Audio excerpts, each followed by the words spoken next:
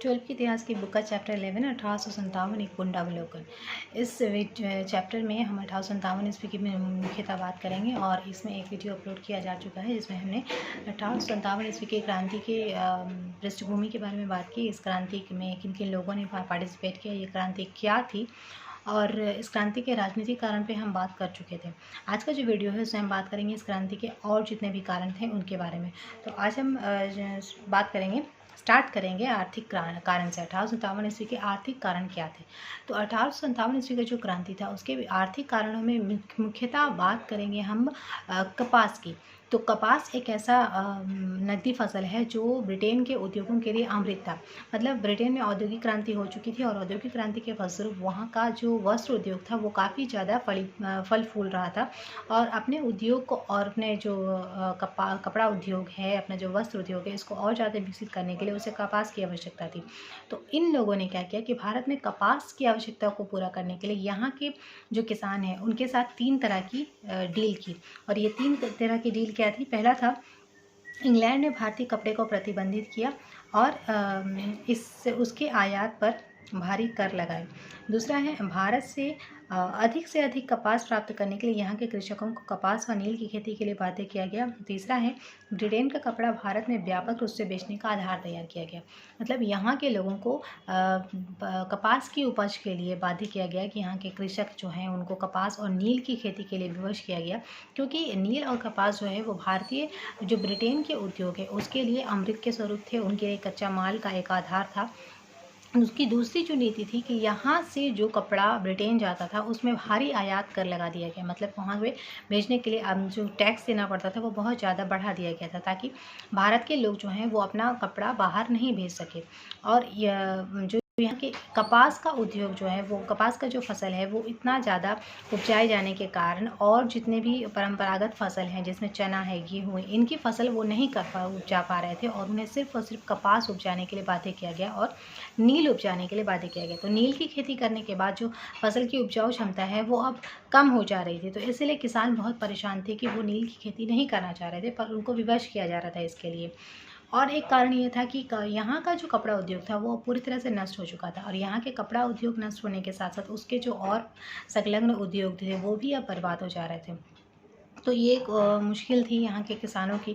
दूसरी बात ये है कि यहाँ का जो भू राजस्व नीति थी वो भी बहुत ही ज़्यादा परेशान करने वाले थे इन किसानों को। उसने भी किसानों को बहुत ज़्यादा परेशान कर रखा था। तो उनकी जो भू राजस्व नीति है उनके बारे में हम लोग पिछले चैप्टर में काफ़ी बात कर चुके हैं, तो उसके बारे में आपको ज़्यादा नहीं बताऊँगी। तो ये थी। तो इस कारण से यहाँ के लोग जो हैं वो बहुत परेशान थे और उन्हें 1857 का जब क्रांति हुआ तो उसमें इन लोगों ने भी अपनी भागीदारी दी। अब हम बात करेंगे 1857 ईस्वी की क्रांति के सामाजिक कारण की। तो जब हम सामाजिक कारणों की बात करेंगे तो हम लॉर्ड विलियम बेंटिक को नहीं भूल सकते, जिनका काल था 1833 ईस्वी से लेकर 1835 ईस्वी तक। लॉर्ड विलियम बेंटिक और इसके साथ एक और नाम जोड़ेंगे, लॉर्ड डलहौजी। इन्होंने कुछ सामाजिक सुधार किए थे, जैसे कि उन्होंने जो शिक्षा है, शिक्षा नीति में काफ़ी सुधार किया। उन्होंने अंग्रेजी शिक्षा को भारतीय शिक्षा में शामिल किया, अंग्रेजी को आवश्यक बनाया, अंग्रेजी को शिक्षा का माध्यम बनाया और उन्होंने शिक्षा पर बहुत ज़्यादा जोर दिया।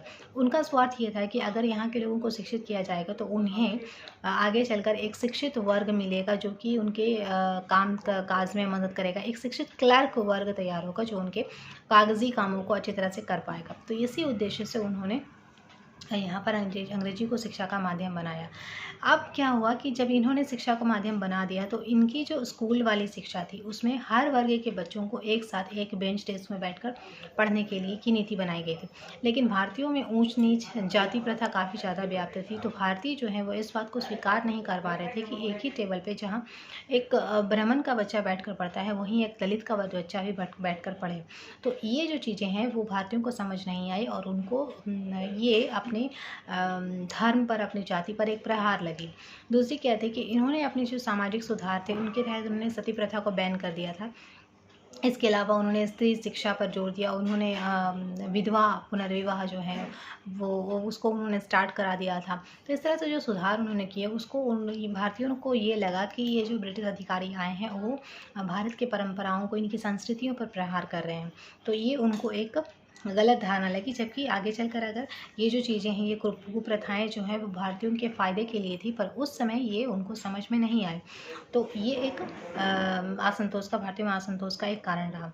अब हम बात करेंगे धार्मिक कारणों की। तो जब हम 1857 ईस्वी की क्रांति के धार्मिक कारणों की हम बात करते हैं, तो उसमें हम बात करेंगे कि इन्होंने 1850 ईस्वी का एक अधिनियम जो पारित किया था, उस अधिनियम के तहत ये नीति बनाई गई थी कि जो भी भारतीय जो है ईसाई धर्म को स्वीकार करेगा, उन्हें उनकी पैतृक संपत्ति से बेदखल नहीं किया जाएगा।